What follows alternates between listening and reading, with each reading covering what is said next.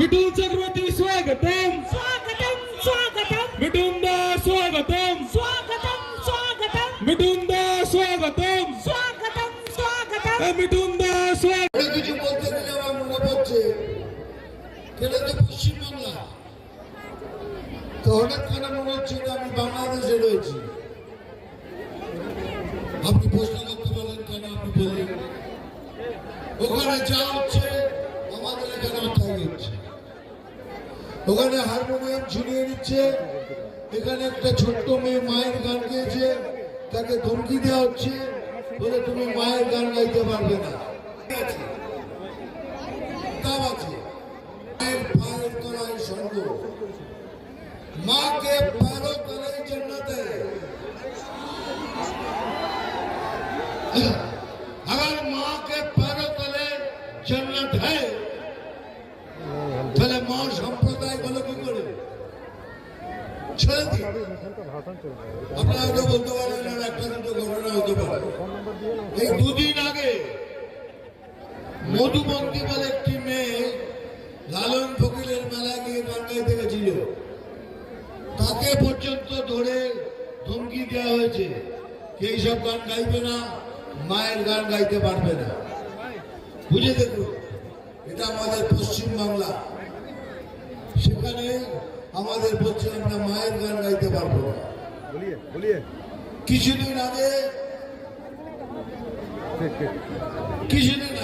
যে ছেলেটাকে পুড়িয়ে মেরে দেয়, হিন্দু জাগরণ মঞ্চ থেকে একটা প্রতিবাদ করা হয়েছিল, তাতে পুলিশে লাঠিচার্জ করে কতজনকে আহত করেছে, 18 জনকে গ্রেপ্তার করেছে, তার মধ্যে 7 জন মহিলা ছিল।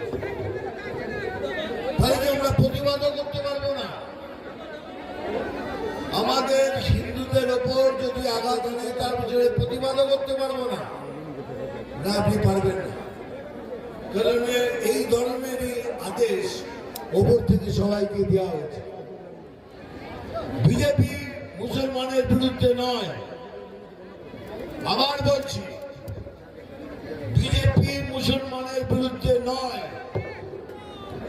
বিজেপি ভারতীয় মুসলমানের বিরুদ্ধে নয়, কিন্তু বিজেপি যারা ভারতে থেকে ভারতের ক্ষতি করে, ক্ষতি ভাবে, সেই সব মুসলমানের বিরুদ্ধে। সেটাই হলো একমাত্র ব্যাপার। আর তাদের দিয়েই আমাদের সরকার তাদের প্রদর্শন দিচ্ছেন, তাদের দিয়ে তো উস্কানি দিচ্ছেন, তাদের দিয়ে সব কাজ করাচ্ছে। যদি আমার কথা বিশ্বাস না হয় তাহলে যান,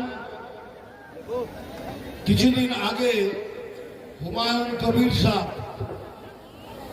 বলেছিলেন যে আমরা 70% মুসলমান, 30% বাঙালি আছি, আমি 30% হিন্দুদের কেটে ভাগীরথী জলে ভাসিয়ে দেব। তার উত্তরে আমি বলেছিলাম, আমি ভেবেছিলাম চিফ মিনিস্টার কিছু বলবেন, যেসব কথা বলতে নেই, কিন্তু উনি কিচ্ছু বলেনি, আমি বলেছিলাম। কিন্তু আজকে দেখুন, এই কালকে অথবা পরশু দিনের এবিপি আনন্দ দেখুন, সেখানে সুমন দা বলছেন যে হুমায়ুন দা আপনি যেসব কথা বলেছেন সেগুলো সাংঘাতিক, মারাত্মক। 70% মুসলমান, 30% মুসলমানকে কেটে ভাগীরথী জলে ভাসিয়ে দেবে। তার উত্তরে হুমায়ুন দা কি বলেছেন জানেন? উনি বলেছেন এসব আমাকে নেত্রী বলেছে বলতে। ভাবতে পারেন এটা বলেছে। যদি বিশ্বাস না হয় এবিপি আনন্দে। তো আমরা কোথায় যাব? আমরা হিন্দুরা কোথায় যাব? সেই জন্য বলছি এইবার সবাই মিলে এক ছাতার নিচে এসে বিজেপিকে ভোট করুন। তাহলে বিজেপি একমাত্র পার্টি যারা লড়ে ক্ষমতায় আসলে পরে আপনাদের সবাইকে রক্ষা করতে পারে। সেই জন্য বলছি বারবার, সবাই একত্রিত। এত সোজা নয় বাংলাকে বাংলাদেশ করে দেওয়া। যতক্ষণে শরীরে এক বিন্দু রক্ত আছে कोई माई का लाल ये नहीं कर सकता।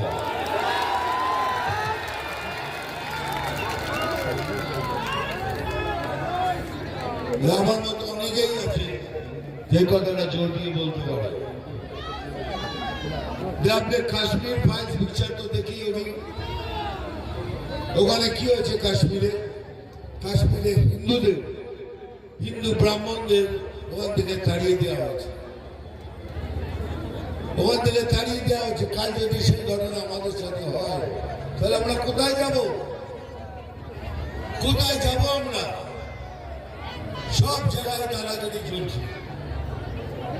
এই জন্যই আবার বলছি সবাই একসাথে হয়ে লড়বেন, একটা ভোটও যেন ওদিকে না পড়ে। আমি এখানে দীপ্তনেতাকে বলছি আমাদের প্রেসিডেন্টকে ভালো করে লড়ুন, আমরা 7টা থেকে 7টা সিটই পাবো।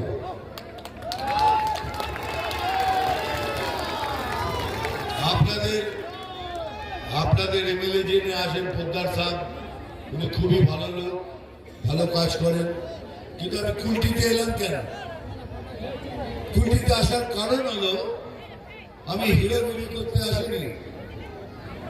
কুলটিতে কেন এলাম? কুলটিতে এই জন্যই এলাম আমার ভাই বোনের সাথে দেখা করতে।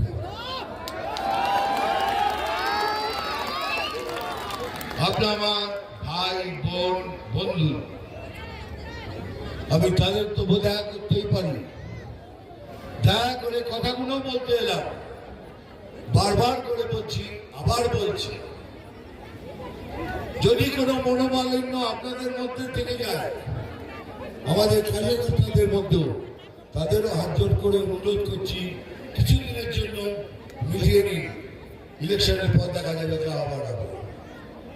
আপনাদের রিকোয়েস্ট করছি, এই জন্যই বলছি ভোট করতে হলে সবাই মিলে ভোট করুন।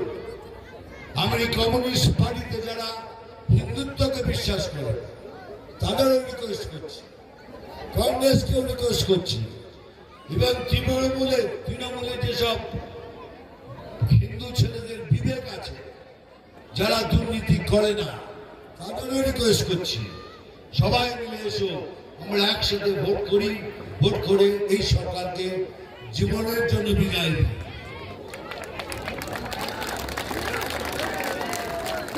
এই যে 1000 টাকার লক্ষ্মী ভান্ডার খুব ভালো, আপনারা পাচ্ছেন, খুব ভালো 1000 টাকার লক্ষ্মী ভান্ডার। এটা দারুণ ঘটনা বলছি। কিছুদিন আগে আমি বহরমপুর গেছি, টোটোওয়ালা এসে দাঁড়ালো, হ্যালো কিরে কেমন আছিস, ভালো আছিস? বলে আর দাদা ভালো। বলে কি হলো? 1000 টাকা করে লক্ষ্মীর ভান্ডার পাচ্ছিস? বলে পাচ্ছি। একবার যদি লিমিটটা ক্রস করি পুলিশ 1000 টাকা টেনে নেয়, সেটাই ফেরত দেয় আমাদের বেলায়।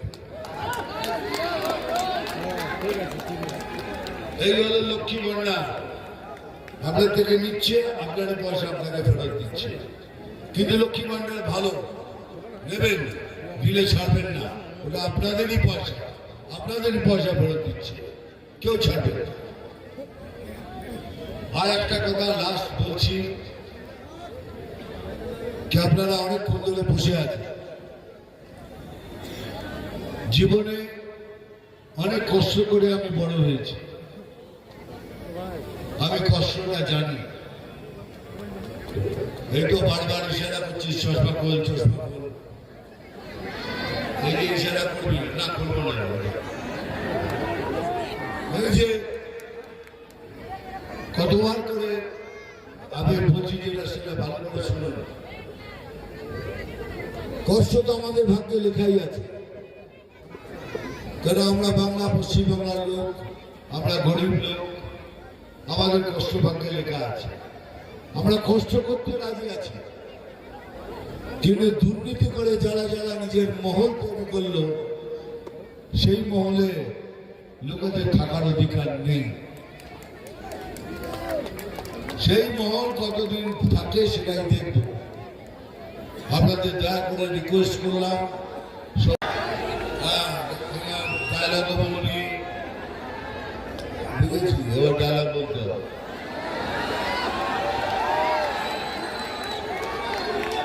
আমি জল ঢোড়াও নই, বেলে ডোড়াও নই, আমি চাঁদ কোকড়ো,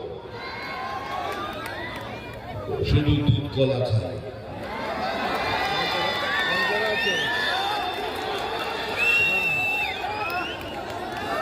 হ্যাঁ, খুব বস্তা না মারবো এখানে। আমি অন্যভাবে বলবো, খিচুড়ি বানাবো এখানে, খাবি তোরা এখানে সেখানে। নাম তুফান, বছরে এক আধবার আসি,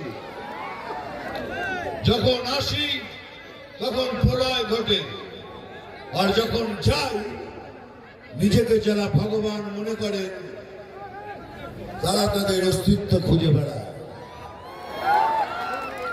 জয় হিন্দ, বন্দে মাতরম।